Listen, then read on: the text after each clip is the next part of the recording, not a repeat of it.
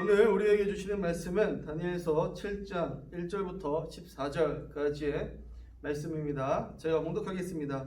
바벨론 벨사살 왕 원년에 다니엘이 그 침상에서 꿈을 꾸며 머릿속으로 환상을 받고 그 꿈을 기록하며 그 일의 대략을 진술하니라.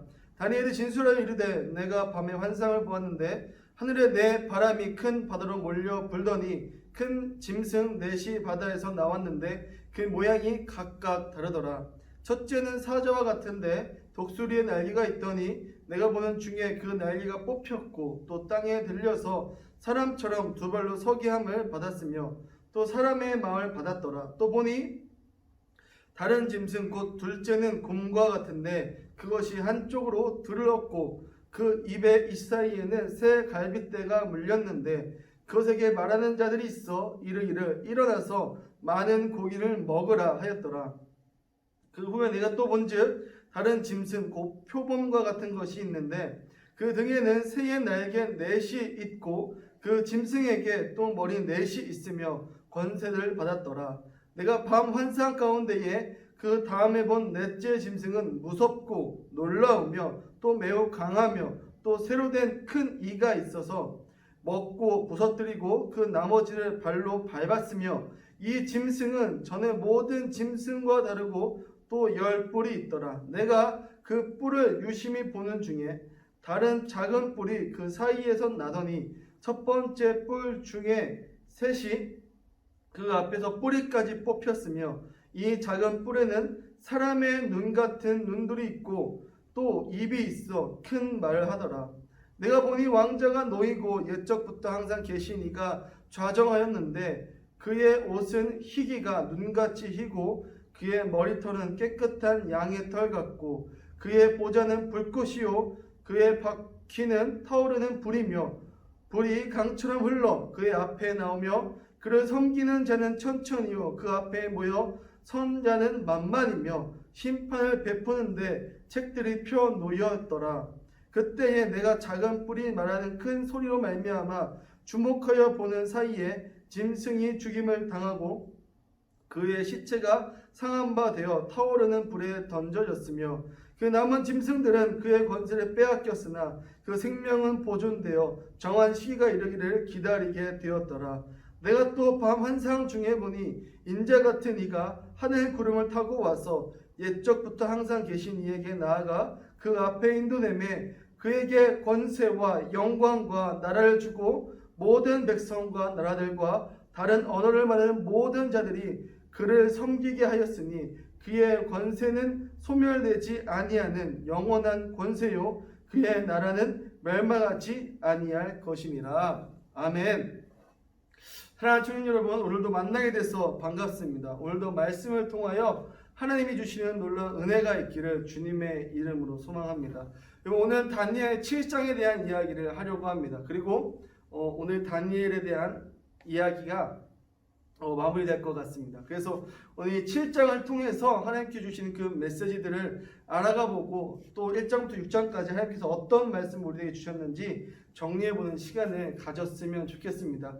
특별히 여러분, 다니엘서는 1장부터 12장까지로 구성되어 있는데 1장부터 6장까지는 역사의 흐름대로 그래도 이 다니엘이 진행되어 가고 있습니다. 그리고 7장부터 12장까지는 다니엘이 꾼 환상에 대해서 이야기하고 있습니다. 그래서 이 다니엘서를 우리는 역사서로 보지 않고 예언서로 보는 이유는 무엇이냐? 다니엘이 이야기했던 1장부터 6장까지 다니엘 삶에서 환상이 많이 드러나고 그 환상을 해석하는 이야기, 그리고 또 7장부터 12장까지는 주된 내용이 환상에 대한 해석이기 때문에 이 다니엘을 우리는 예언서로 보는 것이죠. 특별히 오늘 이 7장은 어떤 내용이냐?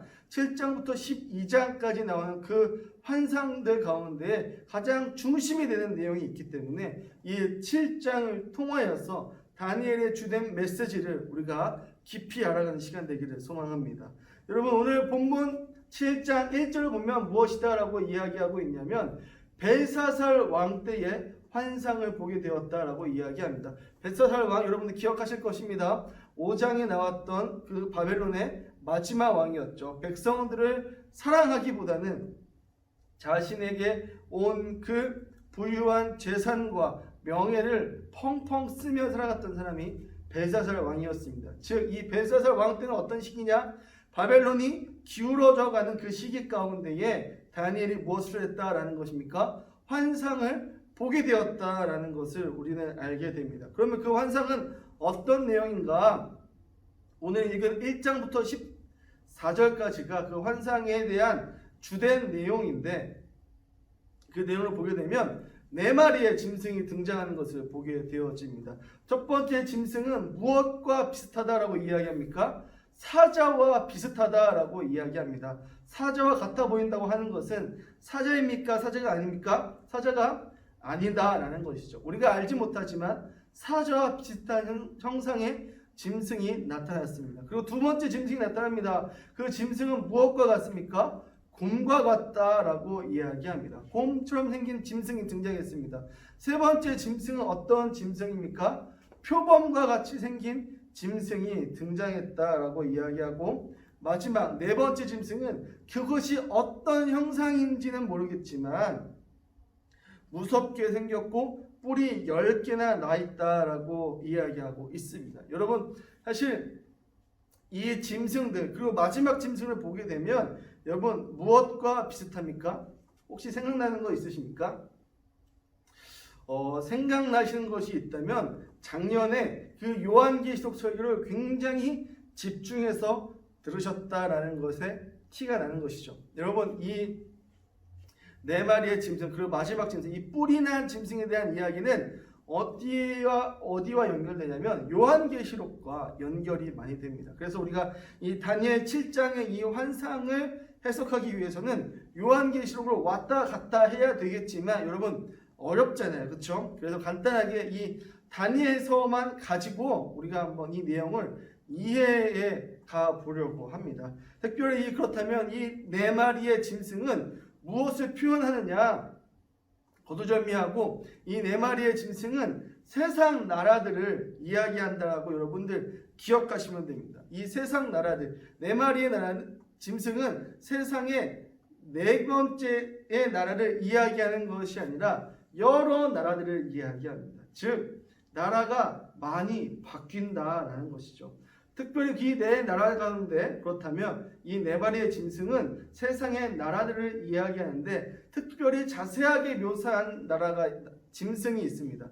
그 자세하게 묘사한 짐승은 어떤 짐승이냐면 네 번째 짐승입니다. 이 네 번째 짐승을 다니엘서 7장 19절부터 22절까지 어떠한 짐승인지 잘 나와 있는데요. 제가 말씀드리겠습니다.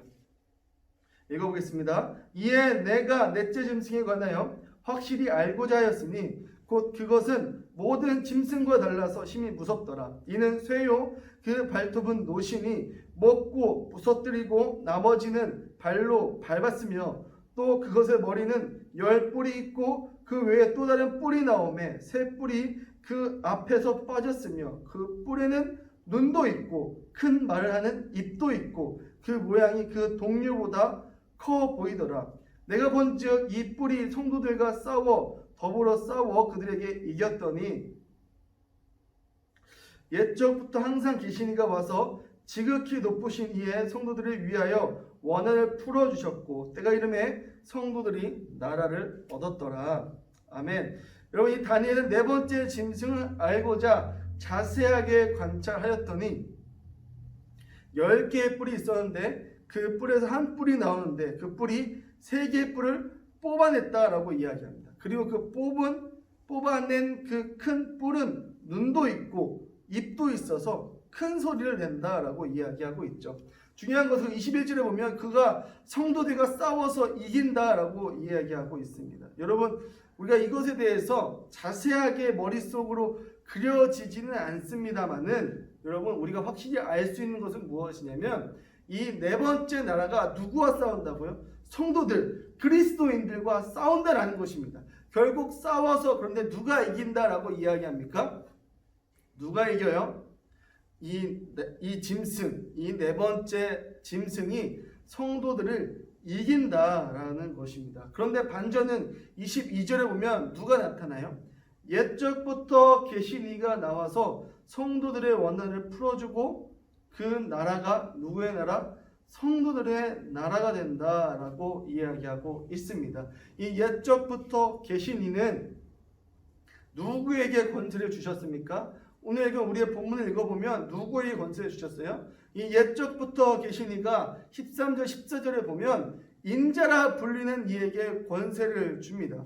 그리고 이 인자라고 불리는 이를 통하여서 이 성도들이 구원을 받게 되는데, 그렇다면 여러분, 이 인자는 누구입니까? 인자가 누구입니까? 바로 예수 그리스도다라는 것입니다. 왜요? 신약에서 누가 자기를 인자라고 이야기했습니까? 오직 예수 그리스도만이 자기 자신을 인자다라고 이야기했습니다. 그래서 오늘 이 본문에 나온 7장 13절에 나온 그 인자는 누구다? 예수 그리스도다라는 것입니다. 그러므로 여러분들 이 7장이 이야기하고자 하는 것을 간단하게 요약하면 무엇이냐면, 이 환상은 여러분 어렵지 않습니다. 4개의 나라, 여러 나라들이 지나가는데 그 마지막 나라, 그 마지막 때의 나라는 누구를 이긴다고요? 성도를 이기는, 성도를 박해하는, 성도가 성도답게 살아가지 못하게 하는 그 나라가 생기는데, 그 나라가 생기는 것 가운데에서 그 나라가 계속해서 승승장구하는 것이 아니라 누가 나타나요? 인자가 나타나서 옛적부터 계신 이의 권세를 받아서 내려오신 그 인자로 인하여서 어떤 일이 일어납니까? 그 모든 세상의 나라들은 사라지게 되고 성도들이 그 새하늘과 새 땅을 얻게 되는 새로운 나라를 얻게 된다라는 내용이 바로 7장에 있는 이야기다라는 것입니다. 여러분 어렵지 않죠? 그래서 이 내용을 1장부터 6장 그리고 7장부터 12장까지의 이 다니엘서 전체를 통틀어서 하고자 하는 이야기는 여러분 무엇이냐면, 하나님이 통치하시기 때문에, 이 세상은 하나님이 통치하시기 때문에 그 사실을 믿고 무엇답게 살라라는 것입니까? 성도답게 살라라는 것입니다. 여러분 다니엘서 1장부터 6장까지 우리가 내용을 쭉 봐왔습니다. 다니엘이 계속 이야기했던 것이 무엇입니까? 누가 통치하셨다라는 것이에요? 하나님이 통치하셨다라는 것이에요.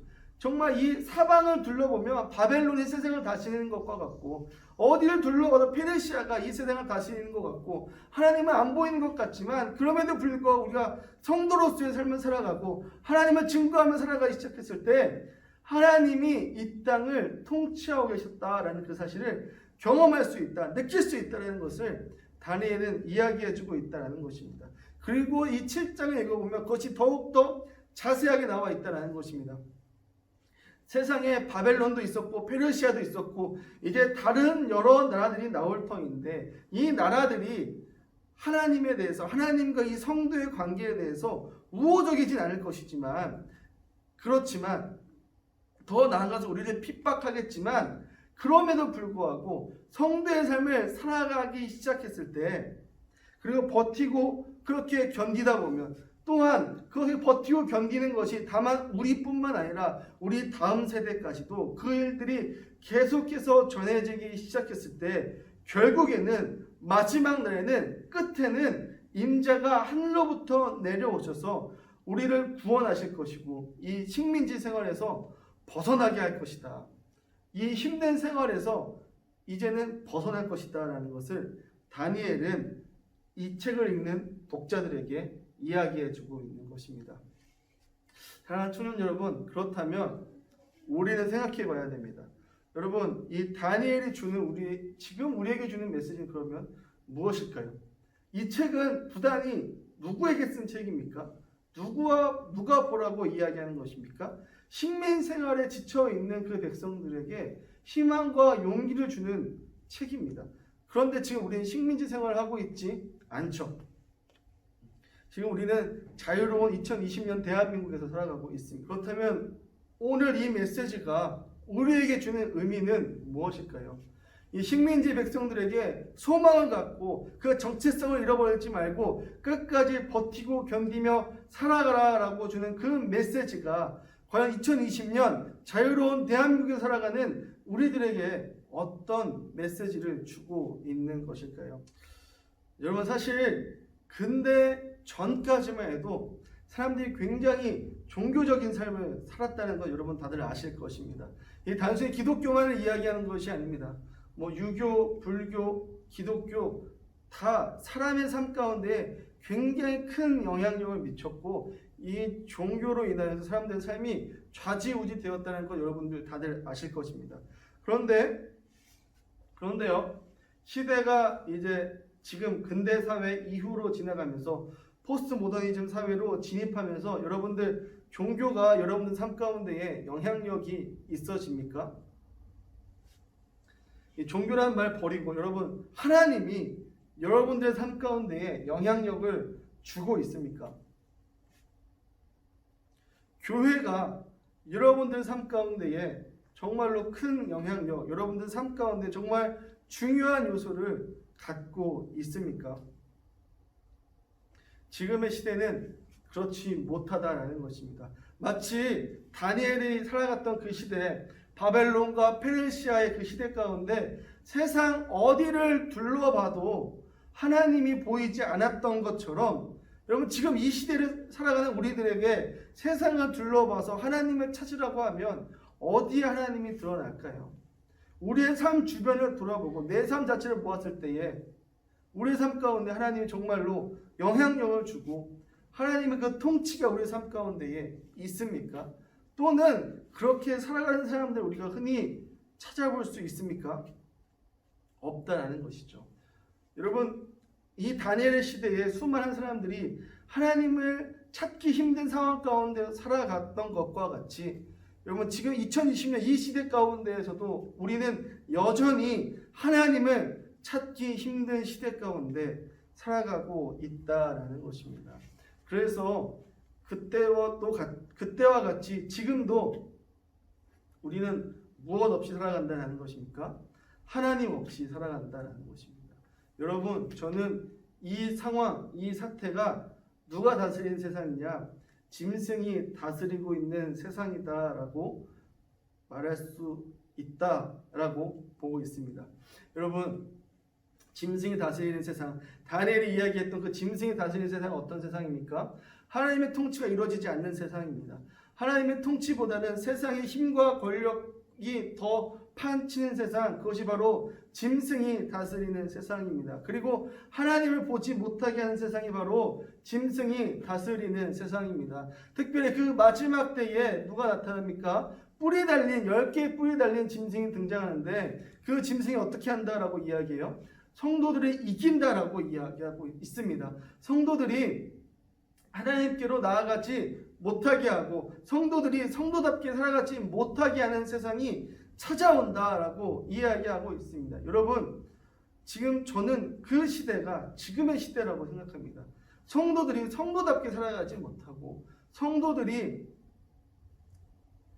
이 하나님의 영향력보다는 돈과 자본과 명예와 권력에 더 많은 영향을 받는 이 세상이 그런 짐승이 다스리고 있는 세상이 아닌지 저는 생각해 봅니다. 그리고 여러분 요한계시록에 보면 이 짐승을 무엇이다라고 표현하고 있냐면 용이라고 이야기하고 적 그리스도다라고 이야기합니다. 이 적 그리스도는 여러분 어떤 존재입니까? 예수님처럼 행동한다라는 것입니다. 예수님처럼 행동하여서 많은 사람들이 현혹하게 하고 그래서 그 사람들이 하나님을 따르지 않고 이 예수님과 같은 적 그리스도를 따라 살게 하는 존재다라고 이야기하고 있습니다. 그래서 많은 학자들은 이 적 그리스도가 이단이다 라고 이야기하지만 어떠한 특별한 교주다라고 이야기하지만 여러분 저는 오히려 이 적 그리스도는 예수님 없어도 살 수 있게 만든 이 세상, 이 문화 자체가 적 그리스도가 아닌가 싶습니다. 사랑하는 청년 여러분, 그러므로 어떻게 살아가야 될까요? 사랑하는 청년 여러분, 오늘 다니엘이 우리에게 주는 그 메시지, 다니엘을 통해서 하나님께서 주시는 우리에게 주신 그 메시지 여러분 무엇일까요? 어떻게 살라라는 것입니까? 그럼에도 불구하고 그리스도인답게 살아가라라는 것입니다. 우리가 다니엘서 1장부터 6장까지 보면서 다니엘과 같은 삶이 무엇인지에 대해서 계속해서 나누었습니다. 작은 것에부터 성실하고 정직하게 살아가는 삶, 이웃을 사랑하는 삶, 내 힘과 권력을 나를 위해 사용하는 것이 아니라 이웃을 위해 사용하는 삶, 그러나 영향력 있는 삶을 살아가는 그 삶을 살아가라라고 저는 다니엘을 통해서 그 하나님의 메시지를 여러분들에게 나누었습니다. 그렇게 나눈 이유는 무엇입니까? 하나님이 보이지 않는 이 세상 가운데서 어떻게 살라고요? 그렇게 구별되게 살라고요. 아무리 주변을 둘러보아도 하나님의 영향력이 느껴지지 않는 이 삶 가운데서 그럼에도 불구하고 꿋꿋이 하나님 계심을 증거하며 살아가는 삶, 그러한 삶이 우리 가운데 있어야 된다라고 다니엘은 이야기하고 있는 것입니다.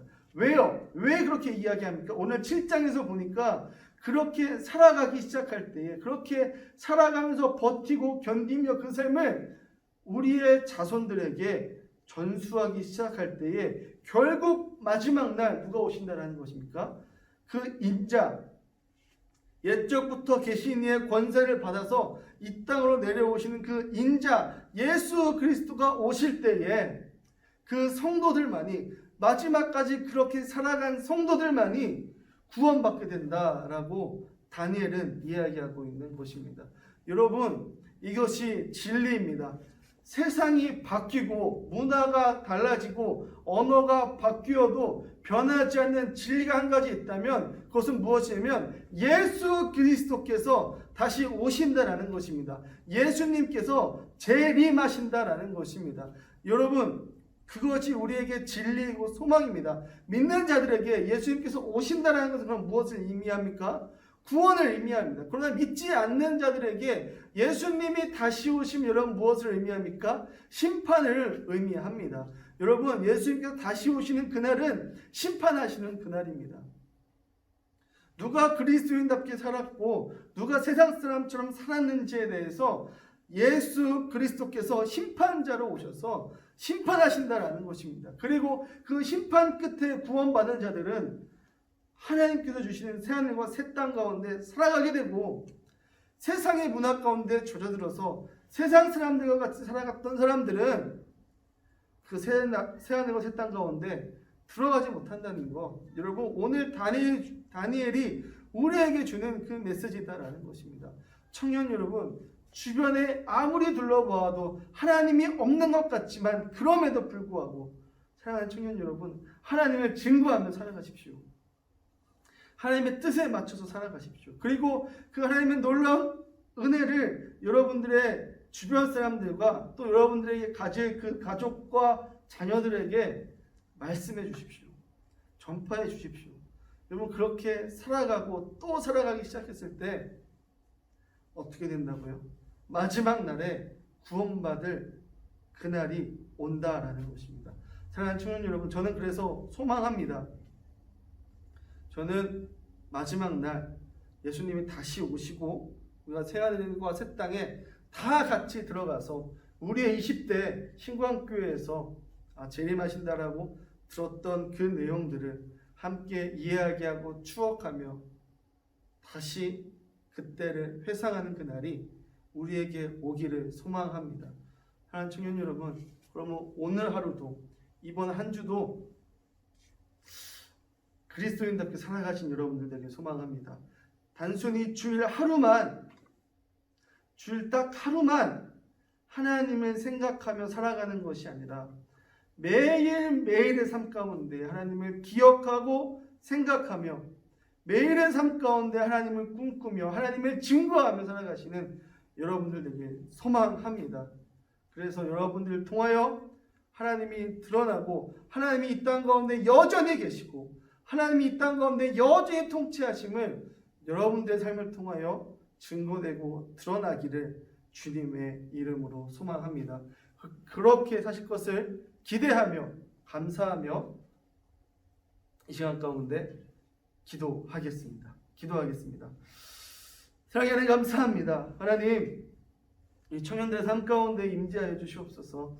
하나님, 다니엘 7장을 통하여서 다니엘의 전 내용을 통하여서 하나님이 통치하실 것이고 그 마지막 날에는 예수 그리스도께서 다시 오실 것을 우리에게 말씀해 주시니 감사합니다. 주님, 그러므로 그 성도의 삶을 끝까지 꿋꿋이 살아갈 수 있는 우리 청년들 될 수 있도록 주님 도와주시옵시고, 그 삶을 통해서 하나님의 온전히 증거되고 그 삶을 통해서 하나님만 드러날 수 있는 우리 청년들 되어질 수 있도록 주님 도와주시옵소서. 그래서 우리 청년들을 통하여 하나님 살아계심이 밝히 드러날 수 있도록 인도하여 주시옵소서. 기도합니다. 오늘 하루만 하나님 생각하며 살아가는 것이 아니라 나머지 6일도 하나님 생각하며 살아갈 수 있는 우리 청년들 될 수 있도록 인도하여 주시옵소서. 우리 청년들에게 은혜 주시고 함께 하실 것을 기대하며 감사드리며 예수님의 이름으로 기도드렸습니다. 아멘.